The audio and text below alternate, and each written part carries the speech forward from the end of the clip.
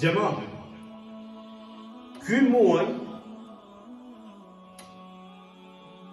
nëse ti e bërë një lidhje me këtë muaj, mund të jetë shkaktar në kajrin tënd që ti prej këtij muaji pas Ramazanit të kesh sukses në dynja dhe në ahiret. Por para kësaj djeni diçka. Nëse ke parë vetëm para Ramazanit, dikun ke mbet me kusure me Allahun, apo edhe me njerëz, përmiso vetëm.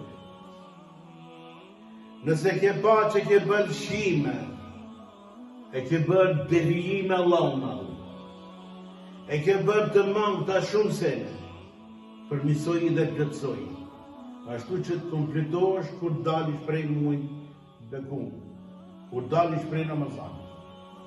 Kurse ata që e kanë shtërnguar shumë, e kanë marrë fejen me vru, dhe janë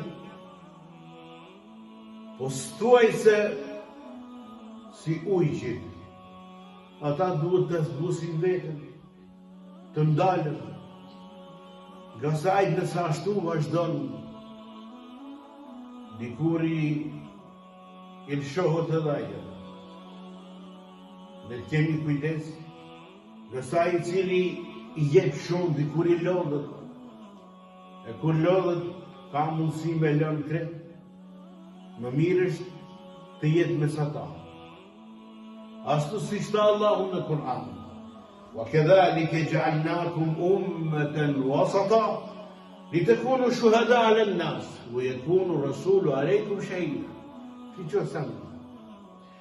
Thotë Allahu, me ashtu ju bënën popull të dobishëm të mesëm, që t'jeni dëshmitar, dhe t'jetë i dërguar i Allahu dëshmitari juaj. Shqo sa mirë, mos e lësho krejt, por edhe mos e shtrëngo kaq. Rritë ty në mes. Si që tanë djetarët e umetit, khajrul umuri awsatuha, që është janë më e mirë, në ve, është ajo mesatare. Mos gabon të tepëron në lëshime, apo dhe të tepëron në shtrëngime. Rri aty në mes. Rri aty ku janë xhamati.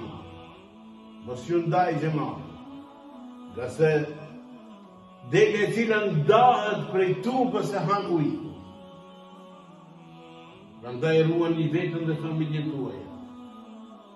Ruani vetën dhe shokët tuaja. Ruani vetën dhe akrabat tuaj. Ruani vetën dhe fëmijët tuaj. Ashtu do të shpëtojnë.